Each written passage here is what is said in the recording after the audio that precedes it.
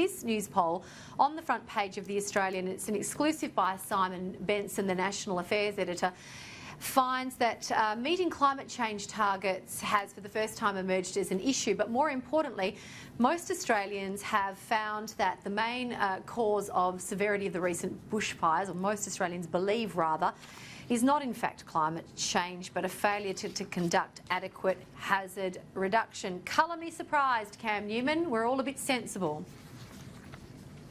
Look, I'm not surprised by the poll for a couple of reasons. Firstly, clearly there has been a bit of a shift in community attitudes, and that's what the poll's showing in terms of climate change versus power prices. That's understandable given the bombarding of the populace by the media over the summer. But in terms of the actual sanity and sensible thinking of the Australian community, I think that's been reinforced by this, where they actually get it, that hazard reduction burning, or the lack thereof, has been a major factor in these fires, with only 35% saying that it's due to sort of the climate change issue itself. Gideon, I just want to come to you in Victoria, because I believe my understanding is that the lack of hazard reduction has been particularly bad in Victoria, particularly the findings, the Royal Commission after the Black Saturday fires.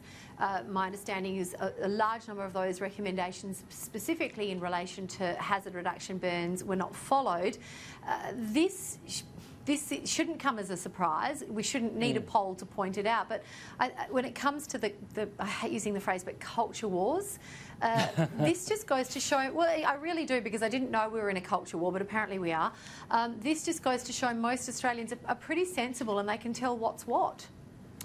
They can tell what's what. They know that Australia's 1.3% of global emissions, even if you are the most inclined to believe the worst of climate alarmism, doesn't make a difference in the scheme of things, and certainly doesn't directly cause bushfires. This doesn't surprise me though, Gemma, this result, because I remember around the time of the fires, and this is my fault for spending too long on the damn Twitter, that everything was climate, the country's on fire, climate emergency, something has to be done about the climate. I thought, oh well, that's wind in their sails, I suppose. We'll be hearing about climate from here until eternity. But then when you talk to taxi drivers, or the bloke who cuts my hair, or people in cafes or anything else, they were talking in very, very detailed terms about fire breaks, about hazard reduction and so on. They weren't talking about climate at all. So I think this opportunistic use of these bushfires by climate alarmists not only has failed to convince people, but I think it's turned a lot of people off the broader cause. Well, I think I have been of that view for a little while, Erin, in terms of the discussion around the environment, and I deliberately use the word environment rather than climate because it is broader than just that. That discussion needs to be truly inclusive, and the problem that we face now is that mainstream Australia is simply turning off because they feel excluded, and they're told that they're morons, or, shun the unbeliever, you name it, if they dare to ask a question, or a person dares to ask a question. And before I come to your comments, I just want to read a quick couple of lines from the Department of Fire and Emergency Services website here in Western Australia, where we do prescribed burning, and in my view do it very well.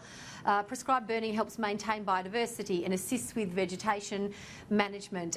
In many of WA's prescribed burns are managed by the Department of Biodiversity, Conservation and Attractions, and they generally take place in the cooler months. Now, this is a bit of a prescribed burning for dummies, if you like, Erin. The point of the matter is it's not mutually exclusive with conservation outcomes. This is surely the rest of the country should be looking to the Wild West for a little bit of guidance on this.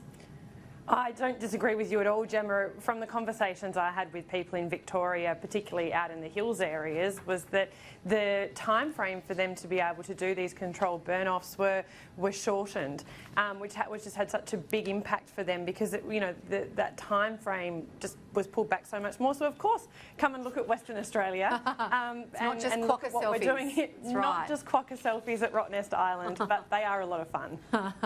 But truly, and just referring to this DFS website in Western Australia, again, it also outlines how private landowners and landholders can do their own prescribed burns within the allotted months. And this poll is important although it might feel like it needs to be a bit redundant, it is important because it just goes to show that the shouting, and it is shouting, the shouting from the zealots who would say it is only climate policy that caused these the ferocity of the fires, it just goes to show that that is absolutely not getting traction. And to my mind, that is great for the wider conversation.